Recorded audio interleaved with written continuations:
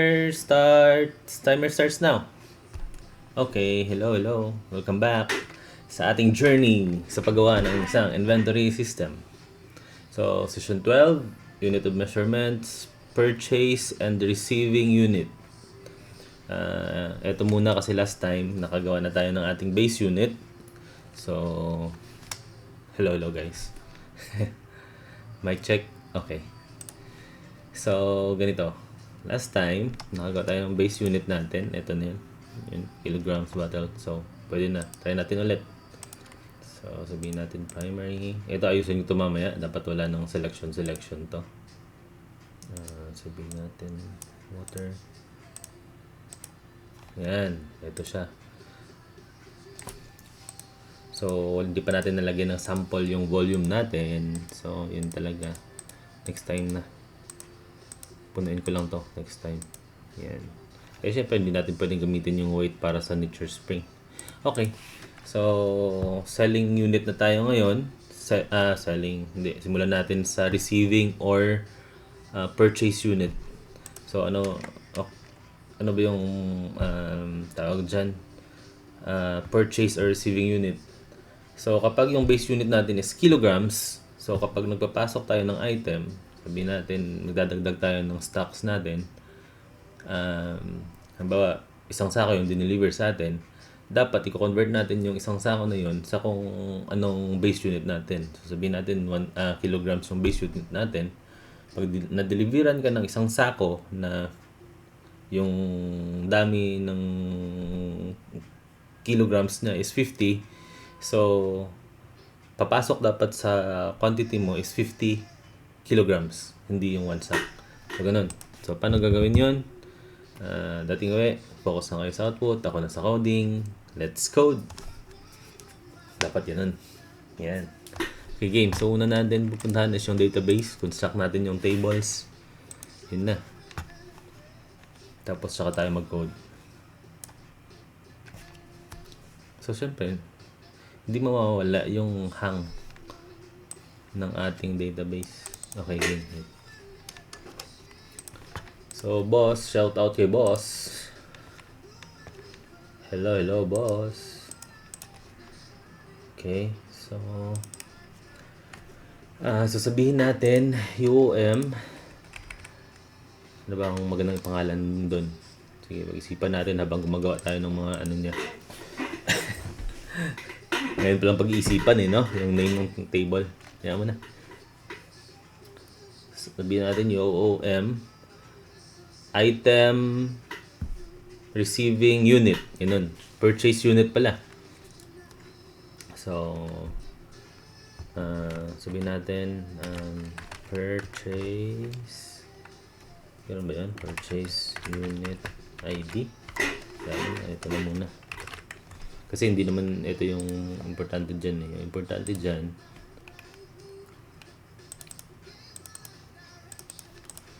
is yung unit ID. Lagi, unit ID. Before pala niyan. So, unit ID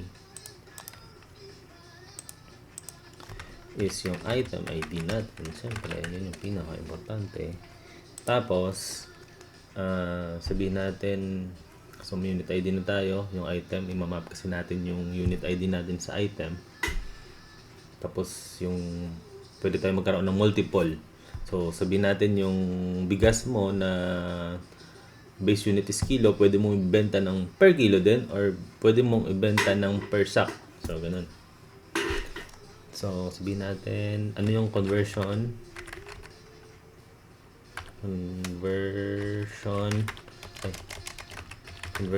factor. Or pwede naman multiplier. Ano ba yung ano nila doon? So, sabihin natin decimal.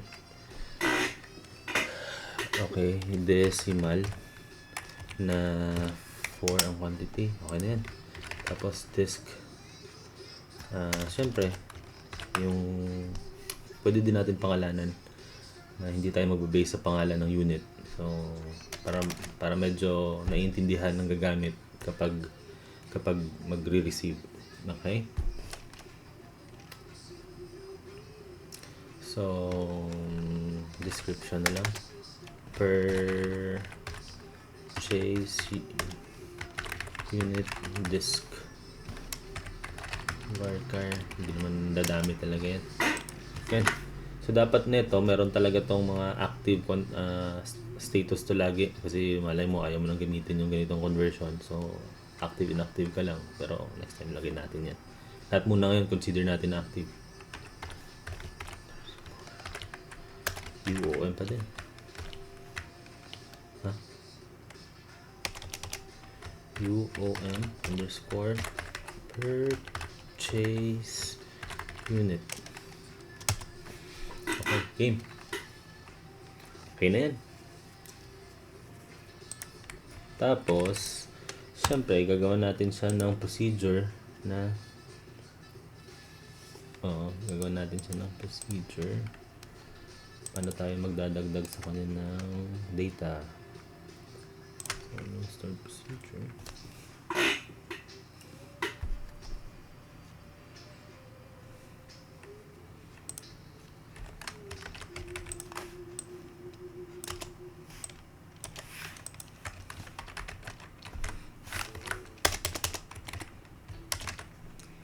Paano ba natin ginawa yung ibang saving? Ito lang naman kailangan ko dyan.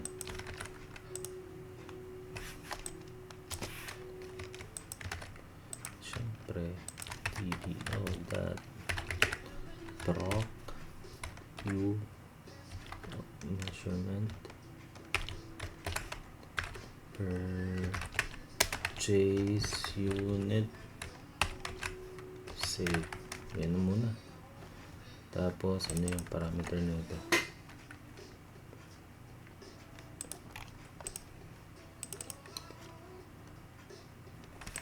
Boss, ayaw mo ng category. Gusto mong category. Okay. Paano yung parameter?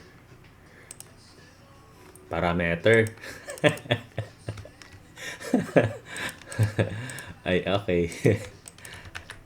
Okay, fine. Again, okay, 7 minutes. Para kung mahabol natin to. Tingin ko mahabol natin to. And catch. Begin try. And try.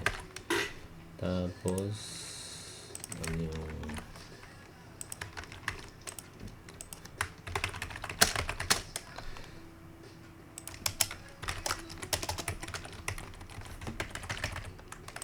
siyempre, kahit mabilisan yung gawa natin, dapat well indented pa rin yung ano natin. Para maganda naman tingnan. Ayan, okay na yan.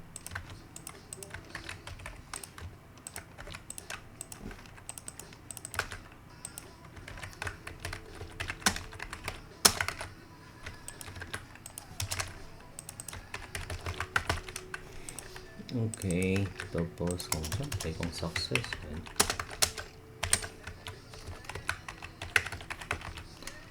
Kung failed yan.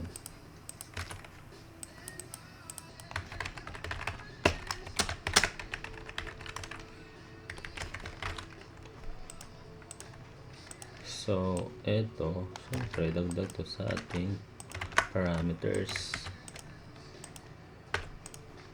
So, syempre, tatanggalin mo yan.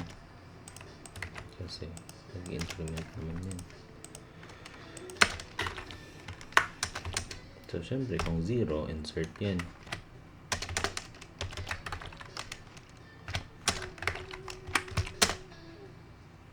So, decimal.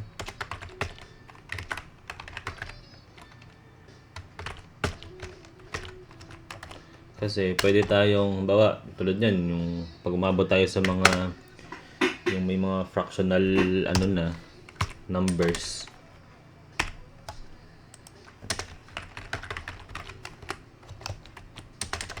Siyempre, kailangan natin ng ganun.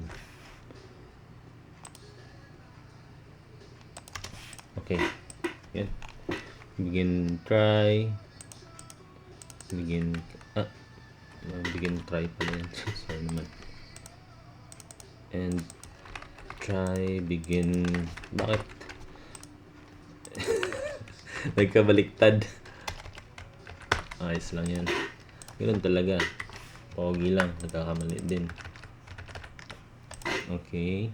So, rock na yan. Okay. So, punta tayo ngayon sa ating UI. So, syempre, kailangan kong mag-select ng item. Tapos, update natin yung tawag dyan, yung unit niya. So, punta tayo sa item. Yan, dagdag natin siya dito. Sabihin natin, ewan ko kung ano ba yung icon na maganda dito. Lagay muna natin dito.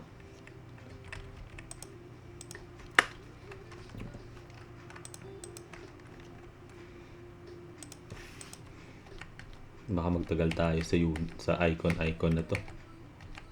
Hindi tayo dyan, parang nga. Yan muna gamitin ko. Palitan ko na lang to ha. Research lang ako ng icon na mas maganda. So, ano magiging itsura ng entries natin para sa ating purchase unit?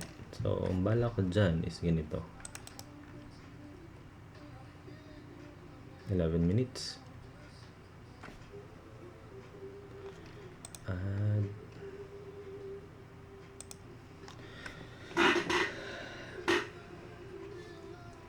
Bagal talaga ng lapi ko, boss, oh. Beke naman. Beke naman, boss. Lapi lang, oh. Mga yung katumbas ng 5 sahod ko, oh. So, FRM. So, pangalanan natin siya ng purchase. Dapat, ano to eh. Oh my god, dapat hindi dito. Dapat nandito siya sa master files pa din yan. Master file, UOM, purchase unit, gano'n. So, master file, UOM, purchase unit. So, initial pa lang to kung ano lang naisip natin na parang sakto dun sa pagkaintindi natin sa purchase unit. Pero sakaling gano'n naman yun eh. Initiate muna natin sakaling may makita tayo na oops, parang hindi dapat yun ito. Eh, di adjust tayo. Ganun dapat. Tulad nung kaibigan ko, nagsasuggest. Sabi ko walang problema mag-suggest ka kasi kailangan ko talaga ng ibang ideya ba. So sabi niya, ganito kasi dapat, sinaksa ko agad. Ay, purchase, boss. Okay. So, lagay natin dito, purchase unit. So, hindi naman ganun kalakihan yun. Pero gusto ko lang makita yung purchase unit niya dito. Entry na lang agad. Purchase unit. So, ano ba? Purchase unit. So, syempre, yung tool strip, meron yun dito eh. Kopyahin natin yung tool strip para mabilis. Hindi na natin lagyan ng grid kasi may balak akong lagyan doon sa labas mamaya para doon natin makita yung purchase unit niya. Doon sa may item master dashboard natin, pwede yun doon eh. So, hindi na natin kailangan nito. Actually, save na lang pala. So, wala na palang ganito. Sorry. Mas mabilis. So, save na lang agad yan. Ayan. Save or update. Palitan lang natin. Save. So, btn save. So, anong magiging itsura nito ngayon? So, purchase unit. Ano yung sabi ko kanina? Ano yung laman natin? Yung drop down ng unit. Meron na tayo nun eh. Saan ba yun? SKU, purchase unit.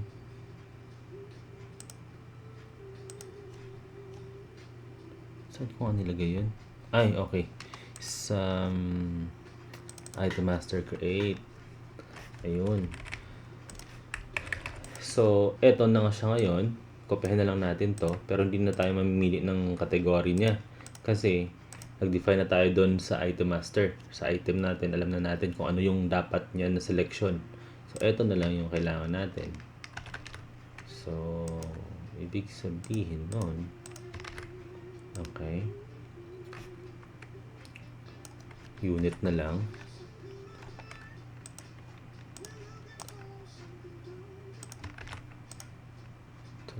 Okay, okay. Unit.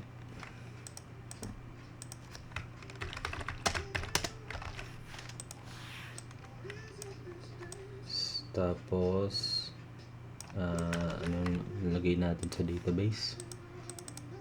Hindi yan. So, item. Okay, may item na tayo. Siyempre, yung selected natin. Item. Tapos, unit ID lang. Conversion factor plus purchase unit description. Yan yun. Conversion factor. So, yung conversion factor natin, number. Lagay natin sa gitna.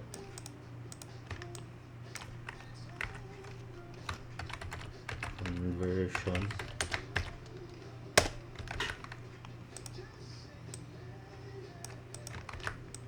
Ibig sabihin ng conversion, yun nga. Halimbawa, meron kang pakyan natin. Mamaya. Next time na natin makyan. Halimbawa, meron kang may nag-deliver sa'yo. Or may binili ka na na 5 sakong bigas nung dineliver sa iyo, yung isang sako nila, yung laman is 45 kilos lang. So ibig sabihin dapat may conversion factor ka na sack of 45 kilos para pag pinasok mo sa quantity mo, may 45 kilos ka na additional, ganun. So text box. So, pwede natin lagyan ng sarili niyang name or pwede nating automatic suggest yung select ako dito sack, tapos nilagay ko dito 10 or 50. So, automatic natin suggest dyan sack of 50. Ayan. Or, pwede mo naman palitan. Ikaw, sa'yo yun. So, pero mag-suggest tayo ng mga ganong functionalities para maganda tingnan yung ano natin. Okay, button save. So, syempre, paano natin kinuha yung unit natin?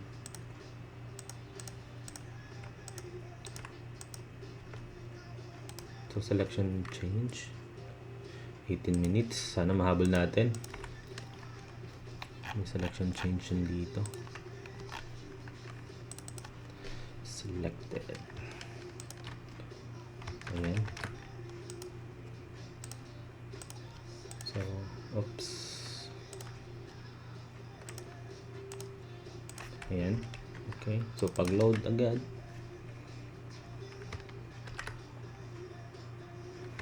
Ngayon, dapat may parameters tayo na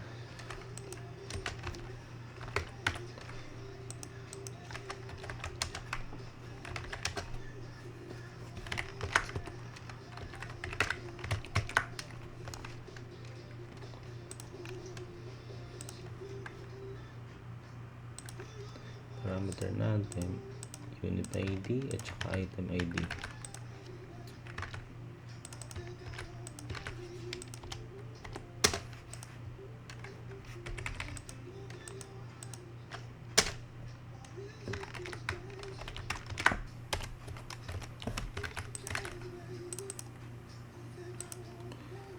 Ay, category ID pala. Sorry naman. Ano yung pangalan nun last time?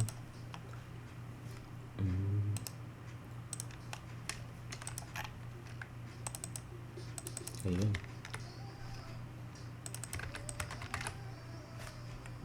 Okay, at total nandito na din tayo. Kunin na natin yung category ID niya. Ay, ito na pala. Ayan. So, ready na pala siya.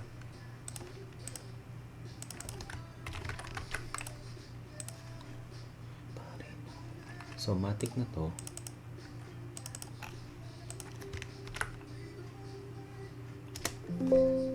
Bilis.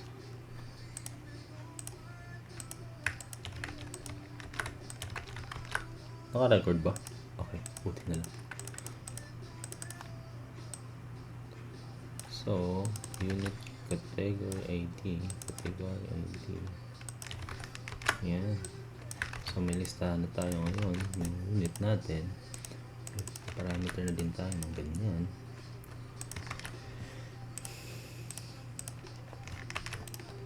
So, pipili na lang tayo ng unit. So, maglalagay tayo ng conversion factor. Tapos, maglalagay tayo ng name. Tapos, save natin.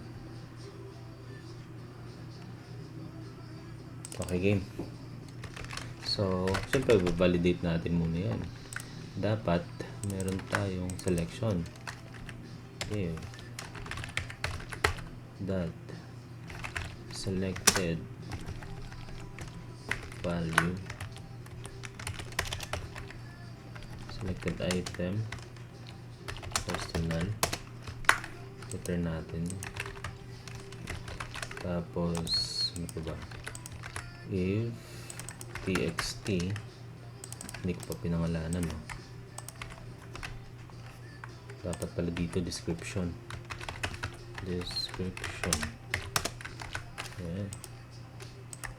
So, ibig sabihin, dapat may laman yung description. Hindi ka dapat txt description. Yaman na yung mga name. That text, that string,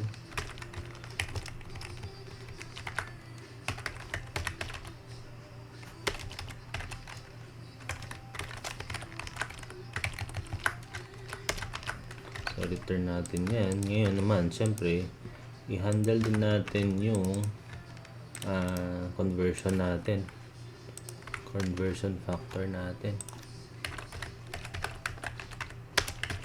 Conversion is S, no? S-I-O-N. Ay, sorry.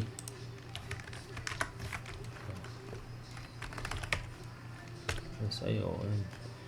That num conversion. That value.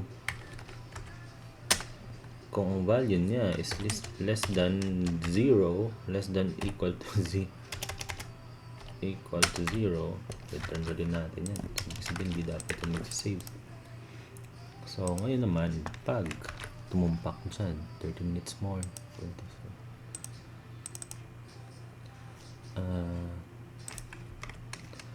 Unit of measurement. So, dapat meron akong command.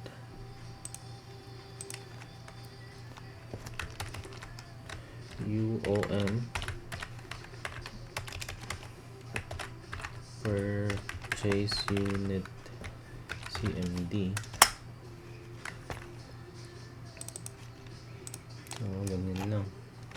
Static lang muna tayo.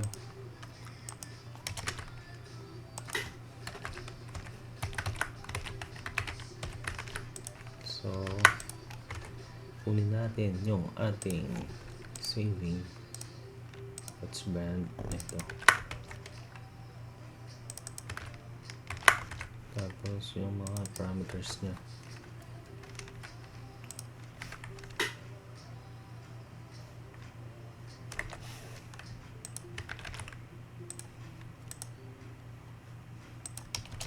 Let's code.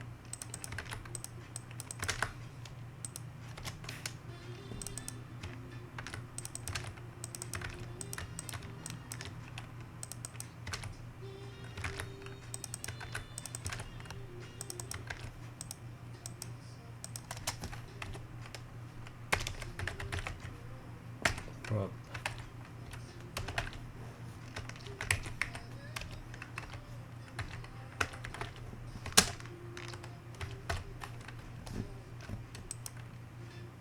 Ay, sorry. Kaya pala ayaw lumabas.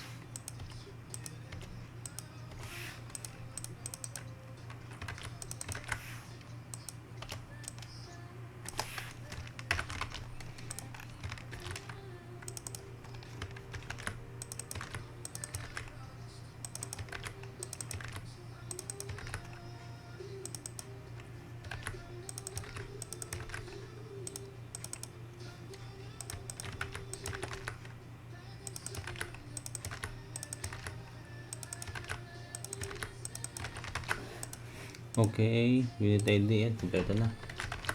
So may parameter na tayo. Ngayon, save na natin siya.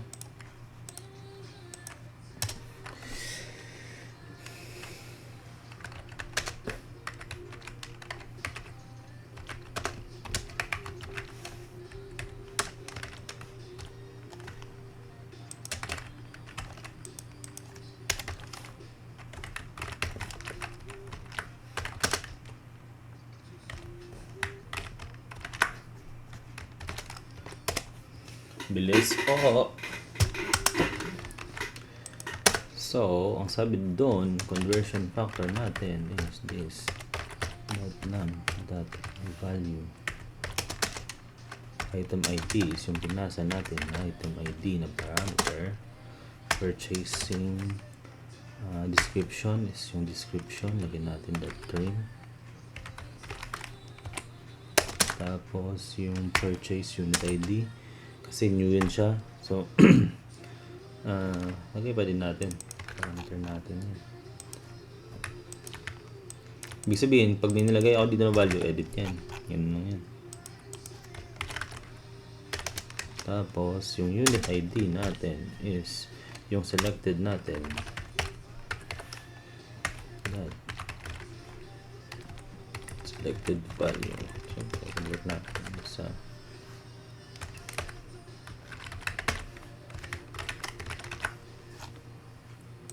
yan, unit ID. So, syempre, try na natin.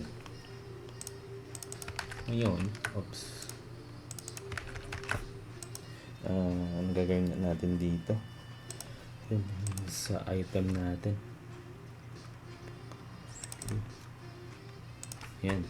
Pag-click natin yan, syempre, btn purchase unit. Ayan. So, select natin.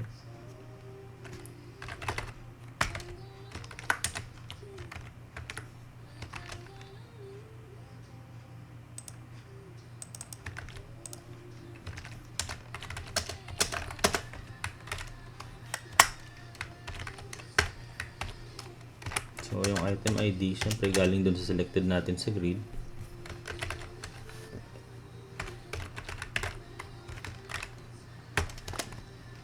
Tapos, sign na lang natin. Yung purchase unit ID natin, kasi new yan siya, so 0 muna yan.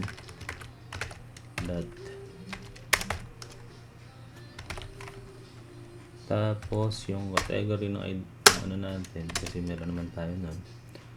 Okay, so yung galing din sa grid.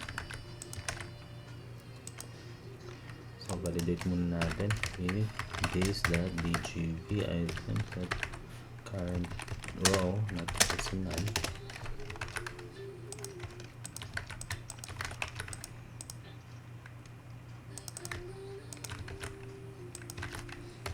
That cells natin yan. Tingin ko lahat naman nito meron tayo eh. Yung item ID,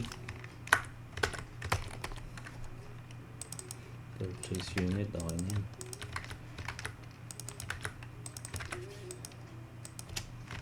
Double check natin yung name, UM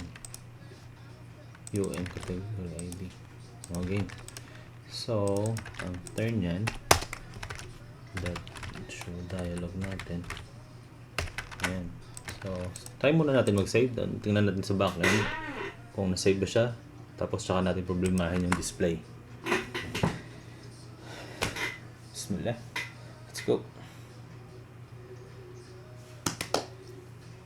Tapos yung, bawa may time tayo, tingin-tingin tayo sa UI, tingnan natin kung ano yung pwede nating ma-improve. Pero dapat tapusin muna natin yung topic natin, yung ano natin ngayon, target natin na purchase unit. So bukas, doon naman tayo sa selling unit. Ganun lang yun. Tapos, pag okay na yung purchase at saka selling, may base na din tayo, pwede na natin simulan yung inventory talaga.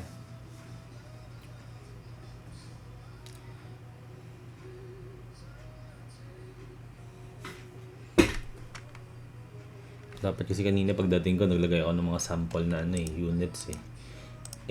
Masarap may higa-higa eh. So, sabihin natin yung yung 7 tonner na to.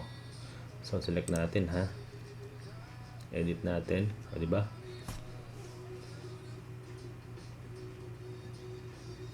Ibig sabihin, hindi nakalagay yung unit of... Nilagay ko siya sa database, pero hindi ko siya nilagay sa grid. So, paano natin ito ilalagay sa grid?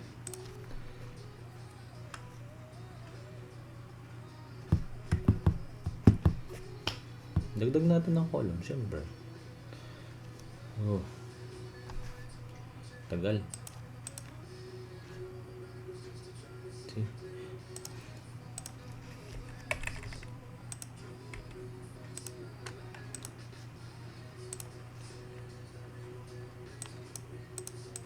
So, yung piliin natin dapat dito.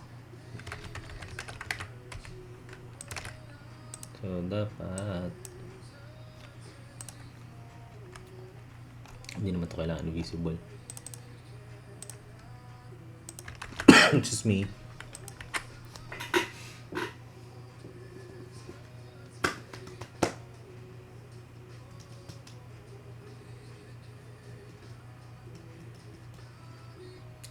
Okay, so dito tayo sa may mga kilograms na to. Natin edit. Ayun, lumabas na siya kasi nga nalagay na natin. So, ibig sabihin, gusto ko ngayon gumawa ng isang purchase unit niya. So, gusto ko magbebenta pa rin ako ng kilograms. Yan. Select ko yan. So, okay. So, ito, kasi paano naman yung bibili ng kalahating kilo? Eh di, pag nagbenta ka na, yung base mo pa rin is 1 pa rin, yung kilograms pa din. Pero, ang lalagay mo dun sa quantity niya is 0.5. Ganon, pag nagbebenta ka na. Pero ngayon, pag nag-receive ka, ito, pag-receive mo na to purchase. So, yung conversion natin is kilograms. Kilogram to kilogram muna tayo. So, dapat na ito, yung name niya is kg of, kahit ano muna, yung parang ma-identify lang natin na ito kilograms of 1, ganun lang, or kilograms of 1, kahit yung whole name na kilogram of 1.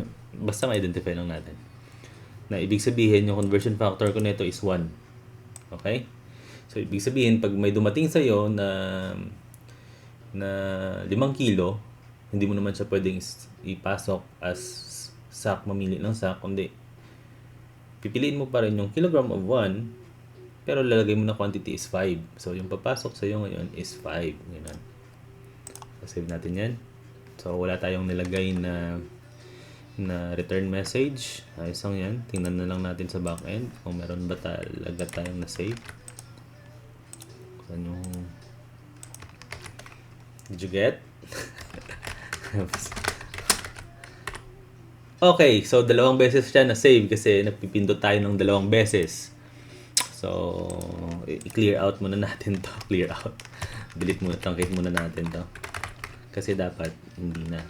Truncate. Okay, so yun na.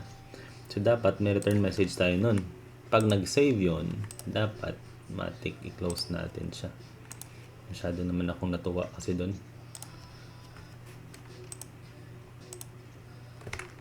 Sana yun, nawala. Master, ito na siya. Pag-click natin ng save, hindi natin, tinan mo, walang ka-return message. So, ibig sabihin na save pa din siya. So, tulad yan, save ko ulit. Ayan. Tapos, check natin yung result. If that contains success, tama bang spelling? Success, oops, else natin, message box that show the result, tapos system message. Ibig sabihin, di-display ko anong message, pero kapag this let close na agad. Yan. Tingnan natin ha. Kapag na-close to agad, ibig sabihin, nakasave na tayo ng isa. Ayun. So, nag-close na siya. Tingnan natin yung database natin.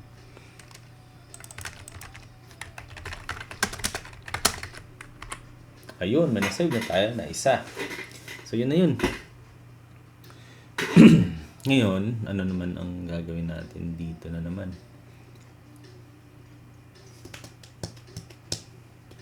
Okay, ayusin muna natin yung dito kanina.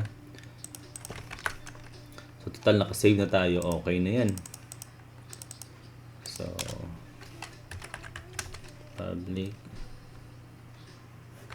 bool has update false. So, mag-refresh lang tayo kapag merong update. Okay. So, ngayon, maganda dito, lagyan din natin siya ng retrieving. Yung ginawa natin bago lang is saving. Kaya gawa natin ng retrieving. Tapos pag-isipan natin saan natin siya ilalagay.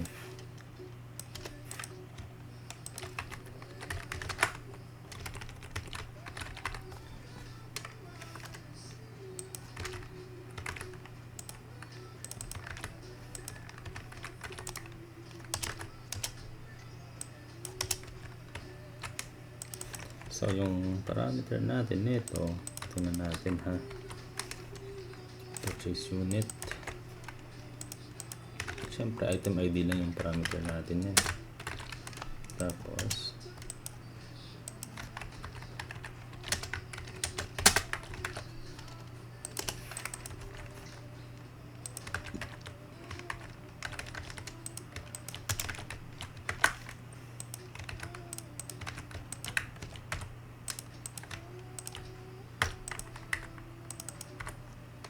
kailangan natin ng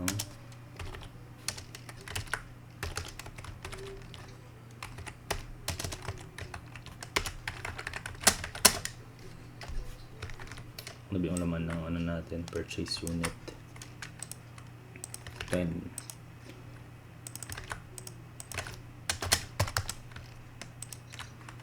Yun, so meron na tayong kilograms of 1, conversion factor is ganyan. So total, meron na tayong unit. Pwede din natin itong i-connect sa unit. PU.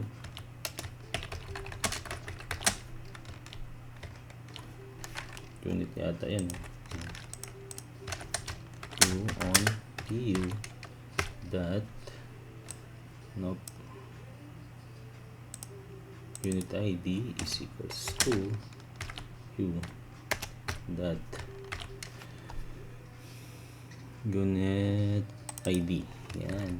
So, para pwede nating palit-palitan yung gusto nating description. Yan. So, tingnan natin muna ha.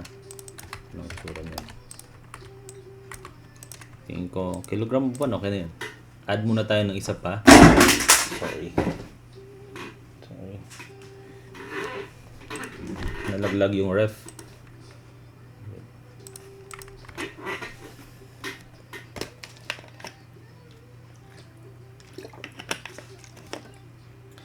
$20. So, tingin ko okay pa to. Kuha natin yan. So, ulit, balikan natin yung 7-tonner na yan. Edit natin. Ngayon naman, bakit wala akong sack dito? Dagdag tayo ng sa SKU na... sa SKU ba yun? Ay, hindi. sabi natin, dagdag tayo ng ano ha, sa purchase unit natin. Edit.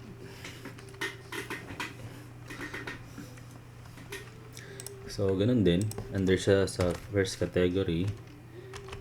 So, sa SCK yata yan. SAC. Hindi, sa siya yung SCK pala. SAC. I mean, ang shortcut.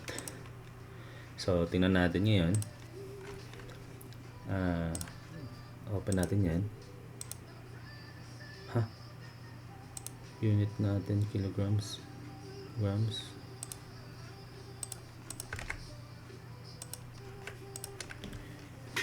Ay, ito pala. 2 pala dapat. Sorry naman. Bakit ako naglagay dun sa may bottle? So, ulit. Open natin.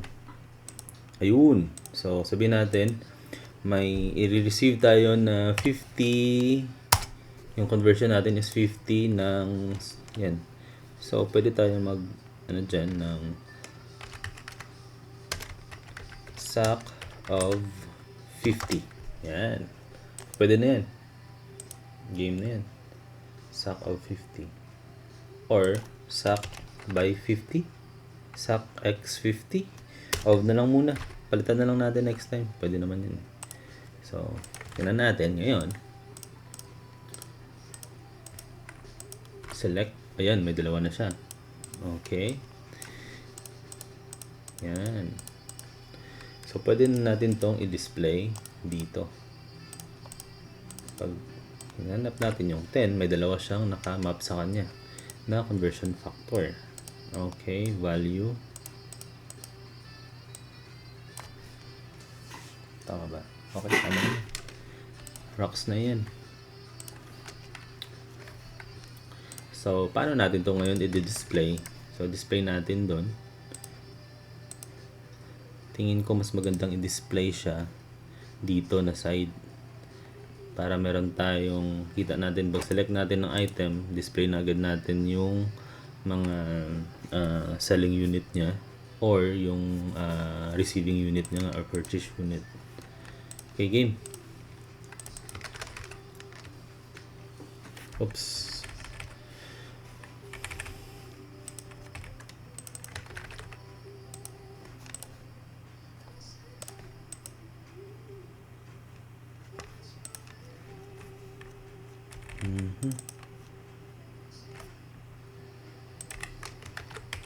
Gawa muna tayo ng class pang retrieve.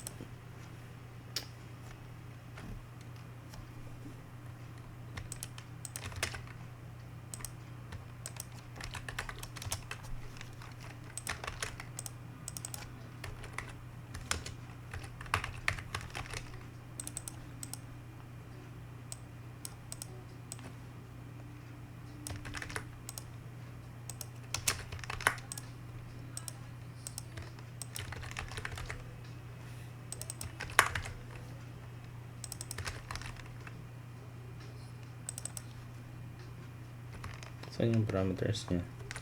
Sample. Ito.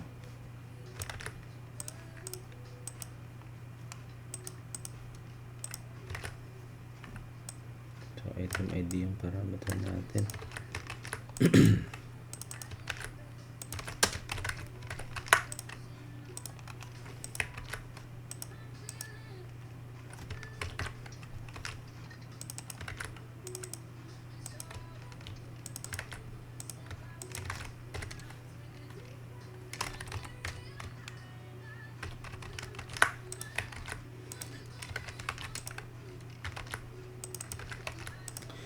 So, gusto ko siyang i-display dito sa gilid. So, wala na tayong updating ng skew kasi meron na nga tayo niyan. I-hide muna natin to.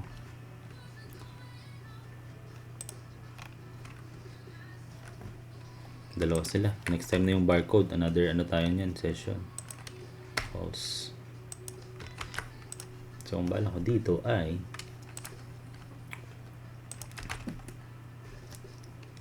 table layout panel.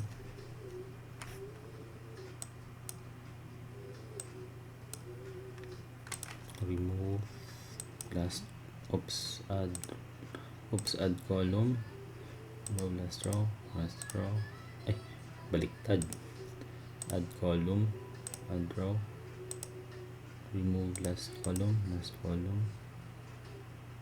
remove last row. Tapos edit natin,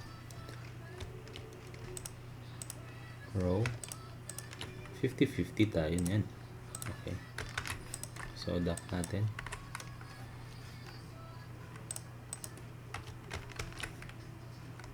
ayaw mo mang fill. Okay,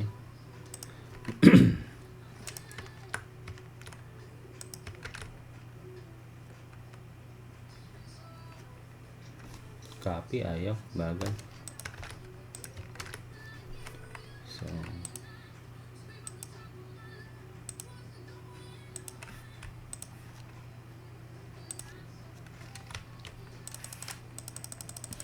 tanggalin natin to lahat. Dapat pala nilagay natin siya sa dock na dito ka muna, ha. Lagyan natin siya ng kahit group box lang para nalagyan natin siya ng dock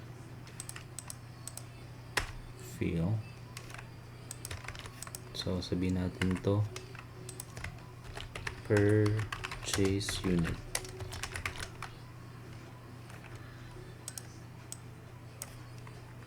dock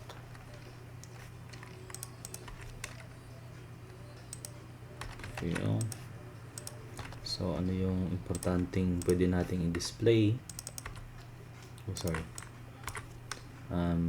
Kahit conversion lang, at saka purchase unit disk, at saka conversion factor. So add natin, tapos yung conversion factor, ito lang naman yung mahalaga dun. Yan.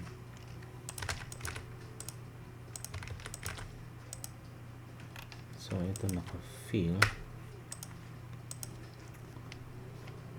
Ito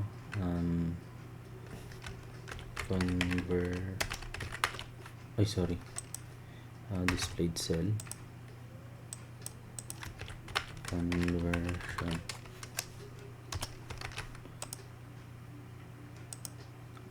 nako naman talaga.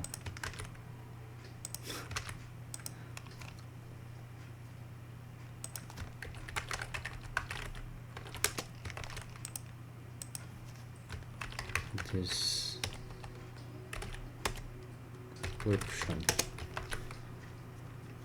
Yan natin. Yan. So hindi naman ganun kalaki yan. So pag select natin, dapat pag select natin yan, meron na tayong selection change. Ayan, pasok natin siya dito.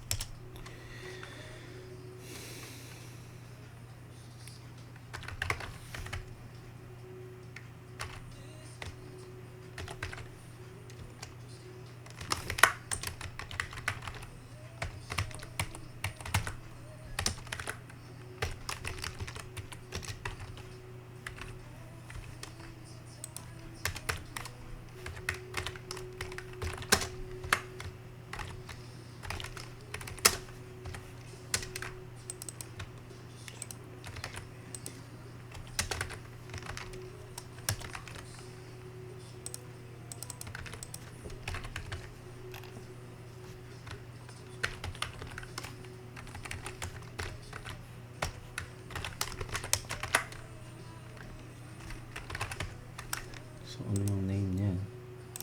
10 minutes pa tayo. Masyado tayong ahead of time. DGB purchase unit. DGB purchase unit.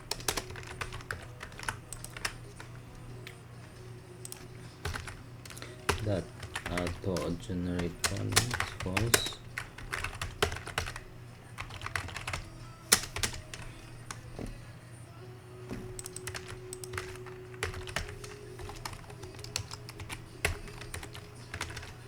So, kapag ito gumana, success na. Ready, set, go.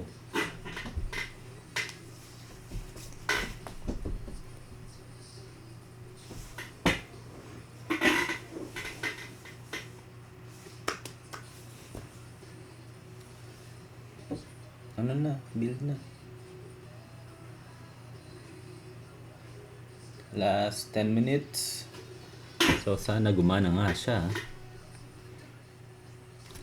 Next time, para hindi natin pansin yung loading, gawa natin siya ng, ayun, see, nag-display siya agad, oh.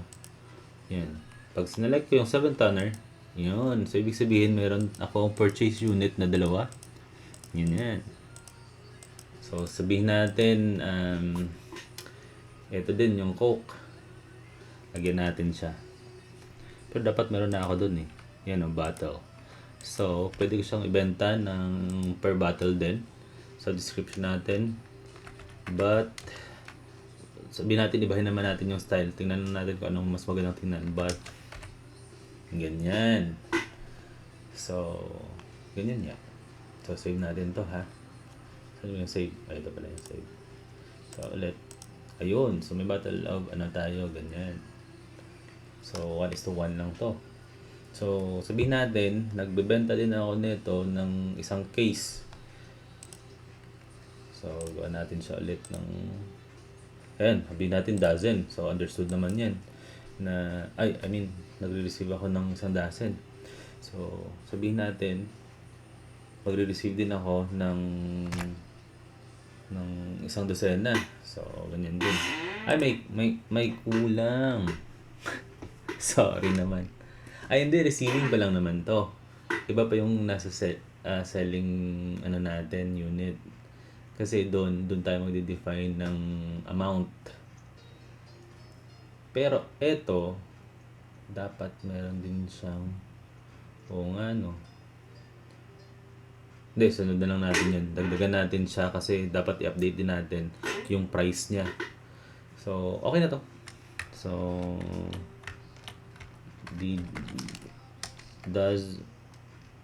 ano siya, but next 12, sabihin natin ganyan. 12 dozen yan. Ayun, so select natin. Yan, so pwede din siya case, pwede din siya ganyan. So, sack of 50. Yan. So, dapat ito yung name na ito is hindi kg of 5. Para mas maganda tingnan pag ganito eh. Yan. So, kapag nag-receive ako ngayon, tapos ginamit ko ito, sabihin natin, kasi hindi ka naman magbibilang ng, may deliver sa atin ng 3 dosena. So, ito-compute mo pa, 3 dosena. So, 3 times 12, ang gaganon ko pa. So, hindi. So, ibig sabihin, siselect ko na lang 3 yung quantity. Pipiliin ko to. But, by 12. So, pag 3, tapos but by 12, pag save ko niyan, kung per bote yung bilang ko, yung base unit ko, magmumultiply siya agad. Magiging 36 na yung quantity ko. Same dito. Yan. You get? So, may ilang minutes pa tayo. Ngayon naman, meron naman tayong, sabihin natin, unang delivery sa akin, yung sako nila, yung capacity ng sako nila is 50 kg. Tapos, nung bumalik sila sa akin, na nag-deliver sila ulit, sabi nila, ma'am, yung capacity ng sako namin is 45 kg na lang per sack. Oh. So, hindi natin siya pwedeng ipasok dito. Hindi din natin siya pwedeng ipasok na bibilangin natin ng per kilogram. So, sabihin natin, 45 na yung capacity ng sako nila. Tapos, nag-deliver sila ng 15 na sako. So, mag-15 times ganito ka pa, times ganyan. So, hindi. So, ang gagawin natin, sabihin natin meron tayong ganun pa din, sack. Tapos, 45 dapat ilalagay mo dyan. Ganun. So, sack of 12. Ayan. So, at least alam na natin. Sack of 12. Yan. Mas maganda yata of ang gamitin. Yan. Sack of 12. Bakit sack of 12? Sa 45 pala. Wala pa akong editing pero okay na yan. Saglit na lang dadagdagan dyan. So yun na. Yun na yun. Malay mo may isang sako na 12 yung ano. Sila mag-adjust. Ito nalagay ko sa system eh. So dapat mag-produce sila. Mag-produce sila ng sako na may 12 na kilograms. Sabi ko, ito lang meron kami sa system. Sack of 12. Hindi. Joke lang. So, syempre meron tayo ditong editing yan. So, paano ba? So, 5 minutes. 5 minutes more. So, okay na to. Nabuo na natin yung concept ng tawag dyan, yung purchase unit natin. So, bukas, prepare ko naman dito yung selling unit. Ganun. So, parang ganito na lang din yan. Lagay ko na lang din yung ano niya, yung design niya. So, sa item. Sinatapos natin yung purchase unit. Ayos na yun.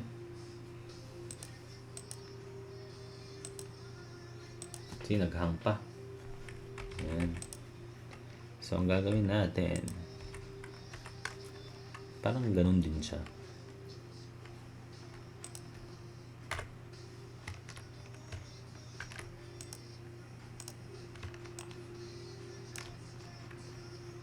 Oops.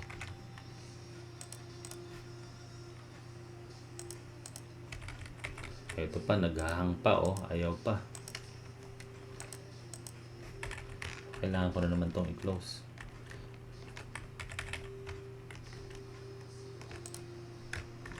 So, guess nyo na, yun na yun. So, nakapag-save na tayo. Tignan natin. Ayan.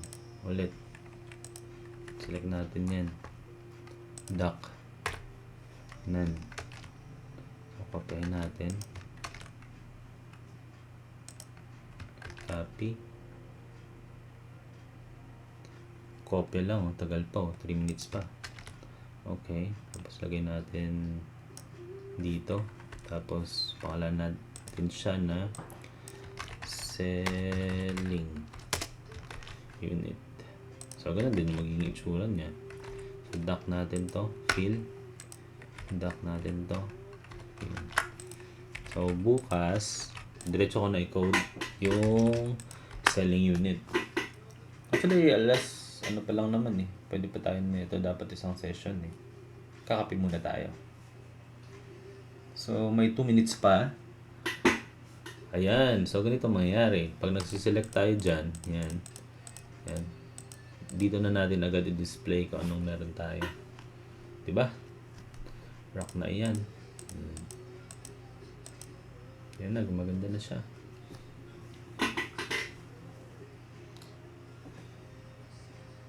Dapat yung ano ko pala ngayon, yung nasa welcome ano ko, selling unit lang. Para wala ng part 1, part 2. So, ibang topic na naman. Para bukas. No? Ayos lang. So, bukas, ano tayo? Selling unit.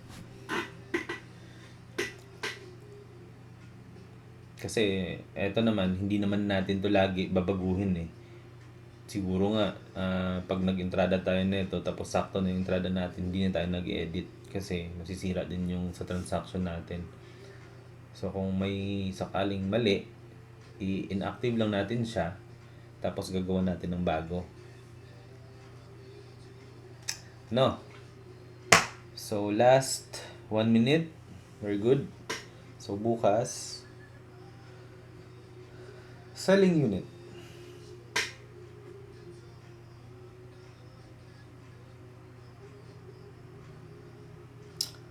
Rock na yan. Tapos research na lang din ako ng mga icon ha. Para mas maganda tingnan yung ano natin. Tapos maraming sample. Kumpletuhin ko lahat ng unit. Hindi na yun kailangan i-record kasi data naman yun eh. Unless may babaguhin ako sa columns, yun. Dapat ipasok natin yun sa recording natin. Okay, 5, 4, 3, 2, 1. See you tomorrow. Bye-bye. Timer stops now.